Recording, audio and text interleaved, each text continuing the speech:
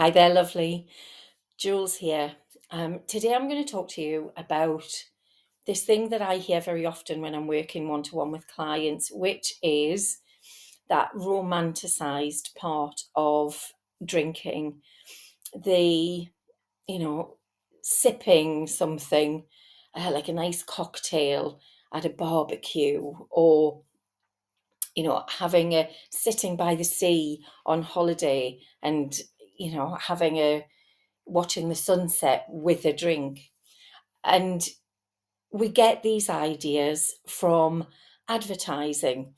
And you'll have seen them, same as me. One of the ones that I chuckle at quite a lot is there's a brand of beer that shows this huge picnic table, multi-generational family all sitting around sipping the beer. The children are playing in the background, being lovely, and this whole family all look lightly tanned, super healthy. They're all thin, and it just looks like this magical place to be. And sometimes it's the sun setting, the sunset picture. Sometimes, it's all, or the romantic one, it's always advertised as this great thing to do. But what I realized as I was working with women and I was kind of looking at adverts in a slightly different way, what I realized is that all of these adverts are actually targeted and show naturally moderate drinkers. They're the ones who are healthy. They're the ones who can take or leave alcohol. That's kind of what they're attempting to show, is that this is what everyone does. So you feel disappointed because you can't live up to that ideal. But we all know what the reality is. We know that our version of a relationship with alcohol is slumped on the sofa, watching rubbish or through one eye, trying to remember what it was that you were watching. And I live near Newcastle, and honestly, if anybody advertised um, alcohol by showing a typical night out in Newcastle with, people slumped on the pavement, peeing in the court, in the street, fighting with each other, slobbering over somebody completely inappropriate. Who'd buy alcohol in that situation? When you looked at that picture, nobody would. So obviously, we fall for the marketing. That's the purpose of marketing, is to persuade you. But actually, now that I'm sober, when I look at that, I think it's actually quite dangerous, because it tells us a lie that that's how we should be drinking. But of course, that's not it's not how I drank, and it's not how you're probably drinking either. And I think this idea of it being, it's, a bit sexy. I remember seeing a advert for a gin with a girl who looked about 18 flinging herself up into the air, leg in the air, floaty skirt, and the words on the advert said something along the lines of, "This gin brings joy." I'm like, what are you on about? How can an alcohol that immediately takes you away from the authentic version of who you are, how can that bring you joy? It just makes literally no sense. So I think sometimes we think this is sophisticated and somehow makes us look cool. I'm sure most women know that it doesn't look cool at all to be slumped on the sofa, watching the TV through one eye. And I think there's a little bit of realism that we're kind of missing. And part of the problem that I see with women is we know it's not romantic. And as much as we sort of fall for the romantic version, we know deep down there's nothing romantic about how we're drinking. But what you do, because this is what I would do, is just go, well, who cares? I want to drink. I want to not think about what's going on in my head. I want to relax. I want to numb out. I don't want to have to look at my partner, whatever that may be. There's always a reason behind why we drink that often is nothing to do with that romanticized version of alcohol. And to help you let go of it, I want you to start to think about what it is that is driving, what is the thing that is pulling your relationship with alcohol, because relationship and romance, that's the two that come together. What is your relationship with alcohol? How does it make you feel? Me more than anybody, have been in relationships that you stick out because you're scared of being alone, or you think you can fix it.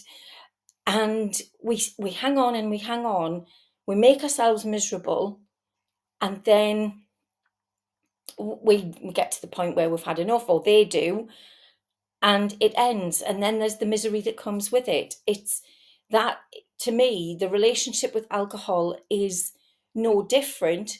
But what I would encourage you to do is to start to think about, if alcohol was a person, what kind of relationship would you be in? For me, being in a relationship with alcohol was like, it reminded me actually of a relationship that I used to be in that was so unbelievably toxic. A narcissist who crumbled my self-esteem, lied to me all the time. And I believed the lies because I wanted to, because I wanted to believe that it was okay, that I hadn't made the wrong choice. But when I reached my final moment with him, it was such a relief. And I think we project forward what we think things are going to be like without alcohol. But in reality, you don't really know. One of the things that happened recently when I was working with a client, what I do is I do a coaching wheel, and it's basically you kind of score a level of satisfaction in your life. And one of the categories that she chose was to look at her, she wanted to see how she could make her relationship with her husband, that was one of her key areas. And when we first started, she scored her relationship with her husband 1 out of 10, one being pretty bad and 10 being brilliant. And during the time that we worked together, we didn't talk about her relationship with her husband, not in any detail. It just didn't come up because there were other things that she needed to talk about. But on our last session, when she um when we did the scores again, we just went through it quickly. And I asked her about, what about your relationship with your husband? How would you score that? And without thinking, she said 9. And I went, 9? So at the end, I said, do you remember what score you gave, your relationship with your husband? She went, no. I said, it was a 1. So she, just in being sober, her relationship with her husband had increased so much, like how she felt about it. And even she said, she goes, I don't know that anything's particularly changed. It's just that you're not drinking. So you have a different perception of that person because you have a better perception of who you are, because you're so much happier without alcohol. You're so much more open and loving and kind, because it's naturally, I don't, well, I don't care. that's who women are. We are the ones, the nurturers, whether we like it or not, whether we've got equality, which I'm not so sure about, but that's what we are. We're nurturers. So to be able to fully express that element of our nature doesn't mean we're that 100% of the time, but in order to be able to express the fullness of who we are, getting sober is a great first step to discovering that version of who you are and working towards that amazing version of you. There isn't anything romantic about a liquid in a bottle. Romance is made between people. And I remember sitting sober, watching an amazing sunset one day, and I remember thinking, what a glorious moment in my life. And I just was filled with joy at realizing the beauty of the planet that I live on. So that felt romantic, and I was by myself. That's how we should be living. And and I know many of you will say you don't love yourself enough to even consider being on your own with yourself or being with somebody else. Often we drink because we don't love ourselves. And here's a little something that I did a while ago that um, that I always encourage my clients to do. I don't know if you can, I don't know what the point of doing that is, but I don't think it works because it's the same colour as my skin. But this is a rose quartz palm stone, and it's called such because it fits perfectly in my palm. And what I did was I gave this an affirmation, and it was one I needed when I came out of therapy. More on that in another video.